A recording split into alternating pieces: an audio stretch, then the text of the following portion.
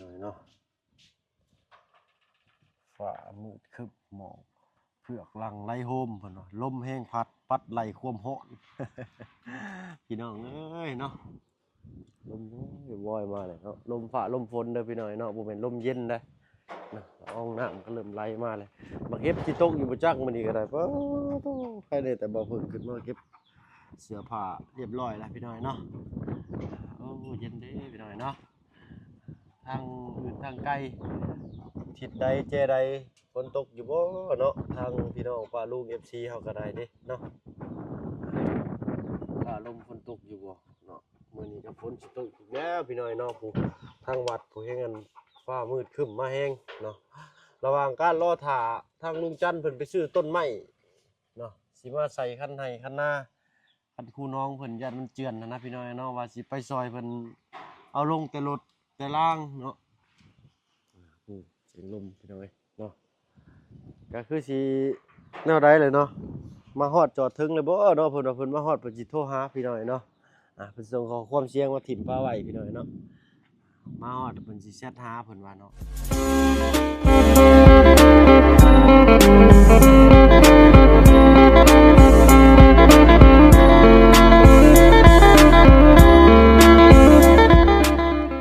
กับทักทายสบายดีพ่อแม่พี่น้องหมู่เพื่อนกันเบิดสุผู้สุคนเนาะยินดีต้อนรับเข้าสู่ช่องบ่เพิ่งเคยละอีกคือเก่าพี่น้อยเนาะมื้อนี้ก็ยังอยู่บ้านอยู่ซองเด้อพี่น้อยเนาะยังบ่ได้พากันเดินทางขึ้นไปเซโปนเนาะทางป้าลุง FC กับไปแม่ว่าซั่นขึ้นไปหาทางน้องซ้อนเนาะกินฮอดน้องซ้อนเพิ่นว่าโอ้อดใจรอคอยก่อนพี่น้อยเนาะเพราะว่าทางเฮาก็ยังและทางลุงจันทร์เพิ่นก็ค่าเวียกค่างานอยู่พี่น้อยเนาะอดใจรอเด้อพี่น้องเนาะอีกจักน้อยเนาะทางลุงจันทร์ว่าให้ไปทำหน้าที่เฝ้าหน้าซอยเมตุ้ยโอ้ยพี่น้องเนาะ สิไปผู้เดียวก็คือสิบ่ม่วนแหละพี่น้องเนาะทางว่าเพิ่งก็ม่วนอยู่แล้วพี่น้องเนาะไปไสก็ม่วนอยู่หั่นเนาะแต่ว่าทางน้องอินเตอร์นี่ไปนำบ่ได้พี่น้องเนาะยันฟ้าฝนละอองฝนถึกพี่น้องเนาะโตสองแม่ลูกก็พากินลูกม่วงลัดแรงบาดนี่เอามาสิได้นี่คือหลายแท้ไม่รุ่นนี้ใส่หน้าบ่ให้ไปเก็บเบิ่งเนาะยัดโบกจักบาทกันพี่น้อย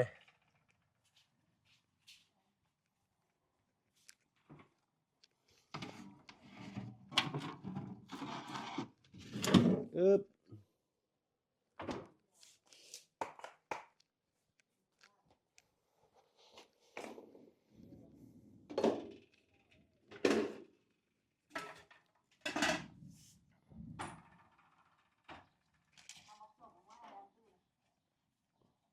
สมบ่พี่น้อยเนาะฮึบบ่ต้องใส่รุ่นนี้มันนี่ถ้วยเดียว ยังบ่ทันหาของอยู่ของกินจำปะลุงเอ้ย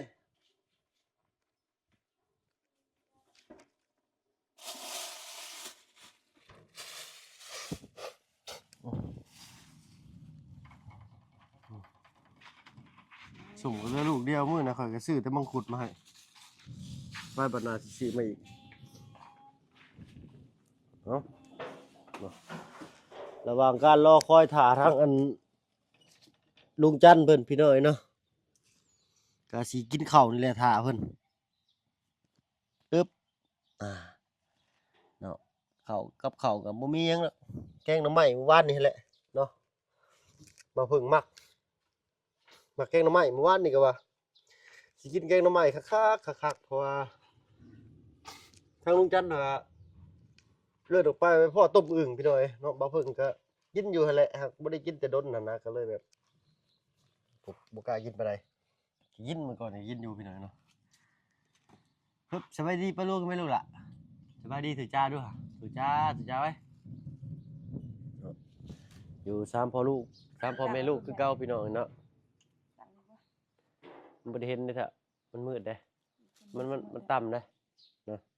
เห็นอยู่ดอกเราป้าลูกเนาะถือจ้าป้าลูกอยู่หั่นลูกล่ะเห็นอะไรเบิ่งเห็นอะไรเบิ่งอยู่อึ๊บใช่เห็นได้เลยถือจ้าด้วยโอ้คือสิแล้วพี่น้อยเนาะคิวอยากชนกันเลยแม่นรถ เห็นอยู่บ่ปลาลุงเนาะเอ้าบิดกินอีกหน่อยหนึงฉันน่ะก็ได้เนาะแกงหน่อไม้ขี้ไล่ๆนี่บ่ให้ปลาลุงเบิ่งก็อย่าดอกพี่น้อยเนาะทางอันทางลุงจันทร์เพิ่นว่าอยากให้ออกไปเล่นไปอันแอนน้ำแม่ตุ้ยเพิ่นว่าเนาะโอ้ยลูกของบ่เพิ่งก็ย่านออกไปตากฝนเนาะ แล้วบอกให้เจ้าออกไปเจ้าก็บ่ได้บอกให้น้องเดินออกไปว่า แล้วเนาะออกไปแต่ข่อยบัดอยู่ก็แม่ตุ้ยสองคนสิไปอยู่แท้ๆน่ะแล้วก็เข้ามายัก เราไปแต่เช้าๆบ่ได้เฮ้ย นั่นแล้วจังว่าเราไปเช้าแล้วก็เข้ามา ถ้าเพิ่นฝากข้อความมาไว้ถึงบ่ได้ได้ยินแต่แม่น้องอีเตอร์เปิดอ่านน่ะบ่เพิ่งหาก็ได้ยินเมื่อกี้นี่แหละพี่น้องนะเอาง่ายๆก็นอนบ่เพิ่งนอนลงบ่ายๆนะพี่น้องเนาะก็คือน้องอีเตอร์เพิ่นนอนยากบ่ลุงคืนบ่นอนยากดอกเพิ่นนอนแล้วเพิ่นให้บ่ลืมหูบ่ลืมตานะพี่น้องเอาคุณจ้าก่อนคุณจ้าส่งมือไว้เดี๋ยวบอกลูกด้วย มาดังอยู่บอกเป็นยังเนาะไปหน่อยได้บรรยากาศฟ้าห้องฟ้าแตกให้ป้าลุงเบิ่งให้ป้าโน่ป้าลุงฟังโบกม่วงนี่เด้อ อืม ห้องคาเฟ่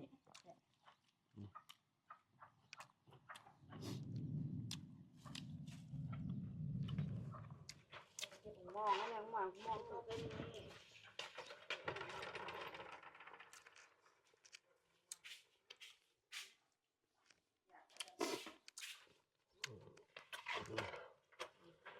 เฮ้ยขอสิป้าไม้ไว้ให้ดูอันหนึ่งเด้อดูเอากับป้าลุงเด้อน้องสาวก่อนเด้อขอป้ามีดมาปัดก้นม่วงกันเด้อโอเคป่ะน้ำดีกว่ามั้ง จ้ากันอู้ จ้าแล้วจ้าปลาลุงนี่ปลาลุงมากินม่วงยัดโบกเด้อปลาลุงเฮ้ยอีปลาย่างเดียวเนี่ยก็จะเอาอย่างละเอาอย่างนี้กินบักส้มแม่แก้บักส้มมากินเอาวะเอาไปมากินยัดโบกม่วงเด้อม่วงชุบใช่หรอ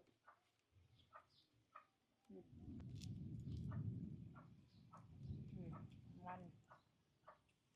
ติ๊กไม่ให้กินพี่จ้าเนี่ยพี่จ้าสองขาพี่จ้า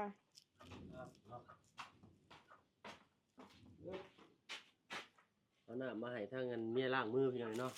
แต่เก่านี่สีอันเนี่ยสีเลื่อนนี่สีห้าน้ำห้าในตักน้ำตักในนะคนสมัยตะกี้เนาะหรือว่าเบิ่งทอดทัดนะพี่หน่อยเนาะ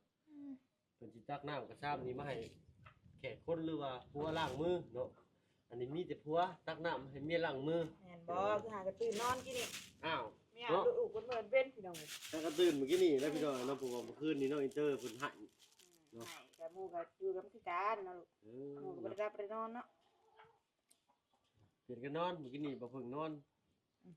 ถ้านั่งไปนอนบัด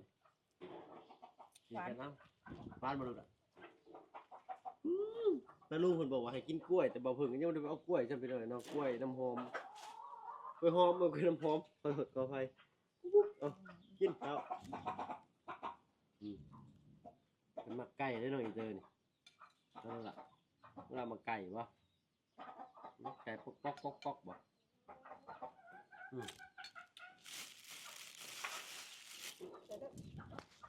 ก็เพิ่งหมักทอดไข่อย่างนี้เนาะขึ้นทำนี่กับพ่อเป็นไงคนกินร้ายกินหน่อยก็คันว่ากินข้าวอิ่มขึ้นเก้าไปหน่อยเนาะแม่นบ่เสียงรถดูแม่นเนาะอ้าวผัวมันเซอร์ไพรส์เนาะว่าโอ้โหได้อ้าวหัวโยนกล้วยใส่กันคอบ่เพิ่งตุ้ยอ้าวไปปลูกเด้อซะเนาะพี่น้อง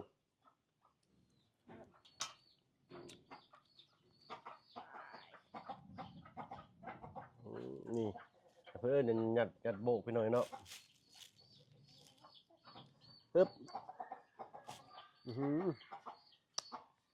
หวาน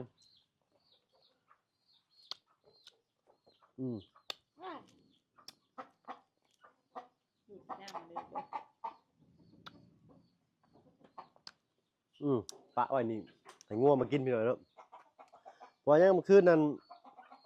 งัวนั่นหลายปะลุงเอ้ยคันว่าเป็นไปตองบอกเปลือกหน่อไม้บ่นี่งัวทั้งอันปะเตอร์นั่นแหละสิขึ้นมาย่างกินยามมื้อคืนน่ะพี่น้อยเนาะบุบบาบบุบบาบคันทิ่มไปหรือว่าทิ่มไปก็มันทิ่มไปใน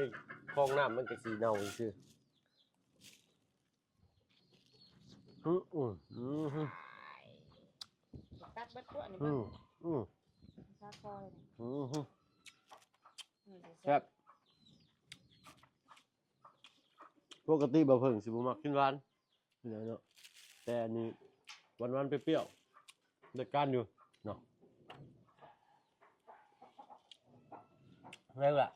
นั่งเห็นน้องอินเตอร์อยู่บ่ฮะเล็บบ่ลุงเห็นน้องอินเตอร์อยู่บ่เนาะอือฮึเสียงไปดูดกินจังตับรถเสียงแม่เสียงลูกอึ๊บ พอแล้ว อุ้ยลืมจอกเอาจอกให้กันลองมันเดิงเด้อ พอแล้วยังจะท้องเนาะเดี๋ยวไปให้ลูกกินแล้ว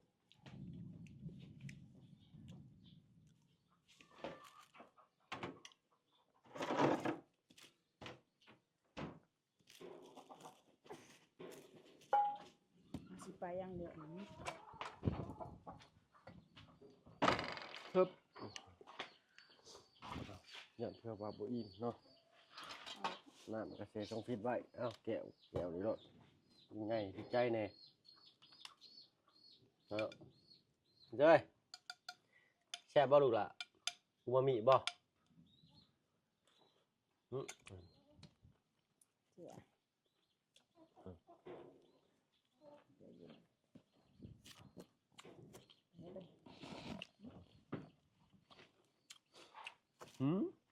เนาะทางลูกเพิ่นสิออกไปซื้อต้นไม้มาไว้ให้บ่าเพิ่งปลูกในคันน้องเพิ่นพี่น้อยเนาะก็เลยรอท่าเพิ่นเนาะรอท่าเพิ่นเข้ามาบ่ว่ารอท่าแหละนอนท่าเนาะยังบ่ทันมาอยู่เพิ่นไปเวียกเพิ่นเลยบ่จักปึ๊บเพิ่นสงสัยเพิ่นไปเวียกเพิ่นนั่นแหละพี่น้อยเนาะ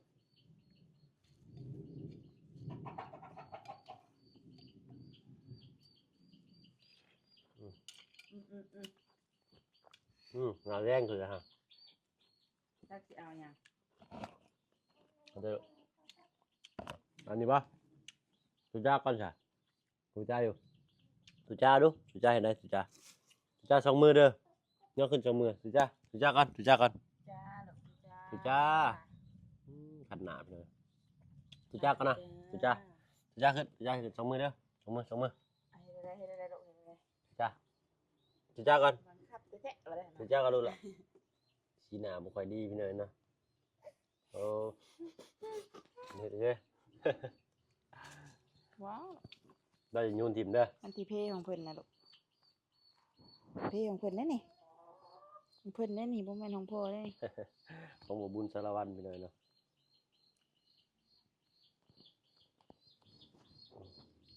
ฝนสิตกแล้วฟ้าดังหึ่งแล้วไหนเพื่อนกับเปียกกันนี่ ยังคิดง้ออยู่นี่ หานผ่าเพมาปะไว้ด้วยแหละสุกน้ำไว้ ตากไว้อยู่บนรถไทยพี่น้อยเนาะอ้าวจิอมเดี๋ยวเอาเนี่ย ไว้ลูก ดมมึงสิบ่ลูกกินมะนาวอืมอืมอืมอร่อยจังช่างเลยพอพระเห็ดแล้วได้ก็เห็ดน้ำเลยพี่น้อยเนี่ยมาดูอะกินได้ก็มือนะมือบ่แซ่บมามือเข้มมาจ้าอยู่อ่ะจ้าพอจะพาไปขี่รถไปจ้าก่อน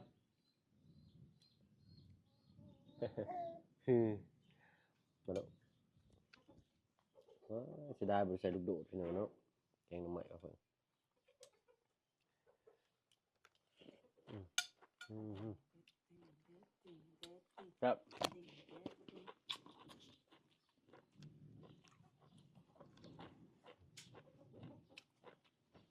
อืม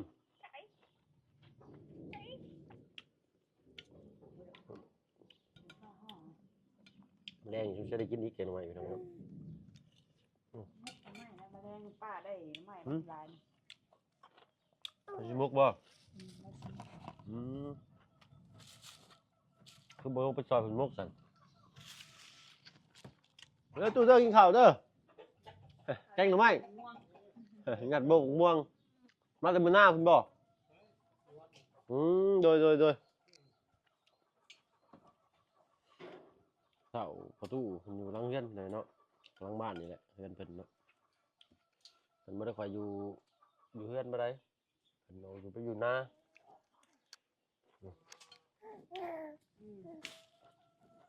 เพราะว่าเรือนเพิ่นนั้นมันจะคือที่ชาวบอดนะพี่น้องเนาะเลยก็เลือกสร้างไว้เพิ่นอยู่ทางเขาเพิ่นก็เลือกไปอยู่นานะมันแบบโล่งดีมันคนก็บ่หลายบ่แออัดอันนั้นเลยเนาะหน้าเพิ่นอยู่ไสเฒ่าเจ้าเคยเห็นบ่หน้าหมู่ชาวคำนางเลยหน้าไม่ตุ้ยเลย อืมลงไปทางเดียวกับหน้าไปตุ้ยบ่อืม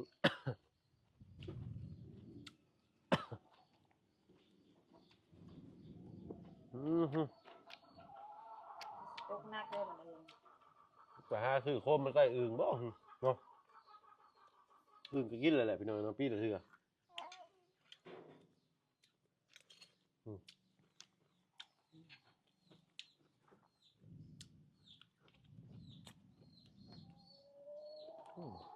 เพิ่นบ่ย่านเสียงฟ้าแตกฟ้าห้องน้องอีเตอร์เนาะนั่นล่ะ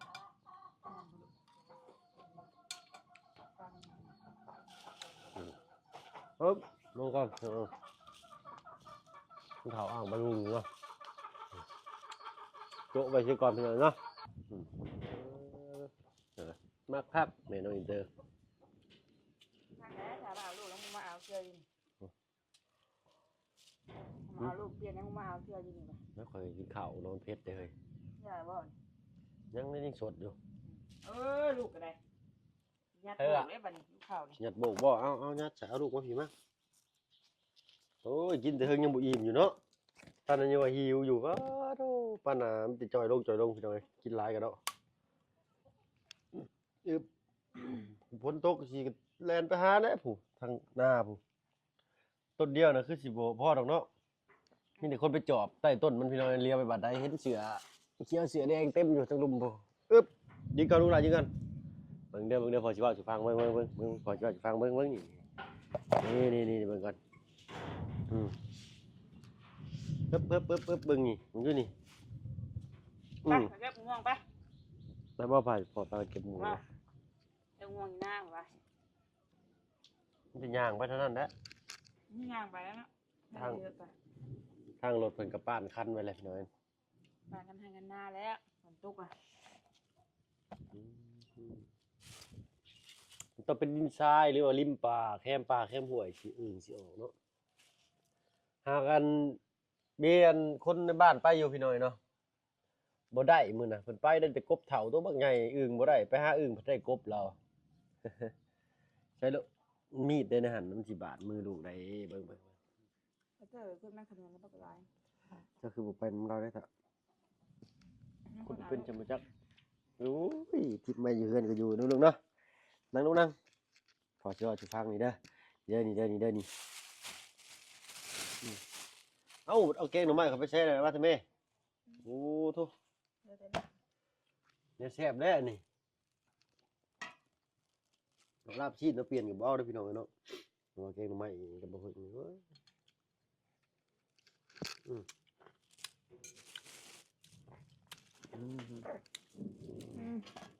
ใช่ลูกเจ้จังดีลูกเอ้ยแต่ แต่คืออยู่ซื่อๆบ่เป็นเด้เบิ่งอุ้ยตัวเบิ่งเจ้าเขานั่งอยู่ซื่อนี่ก็ลูกเบิ่งพอสิเว้าสิฟังได้มั้ยฟังเด้อพอสิเว้าเด้อฟัง นั่งอยู่ซื่อแม่ก็บ่จอยแล้วเนาะลูกไปเป็น ปั๊มกันอยู่ แต่อยากไปพาย่างห้วนตลอดเลยแม่ โอ้ยขอโทษขออภัยพี่น้องเนาะเริ่มเป็นหวัดแล้วบัดนี้ฝนมานี่ก็ได้งึบหืม โอ้ หืม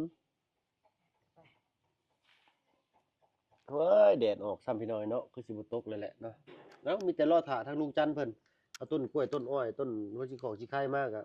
รอท่าเพิ่นโทรมาเดี๋ยวให้เพิ่นส่งซิกส่งสัญญาณมาก็ได้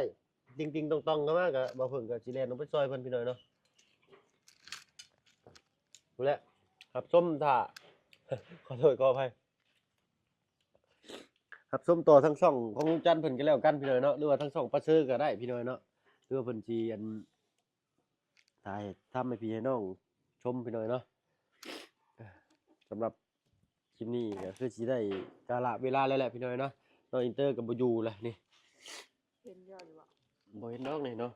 ปิ่นอยู่คือมาข้างนี่พี่น้อยเนาะน้องอินเตอร์ก็ได้ผู้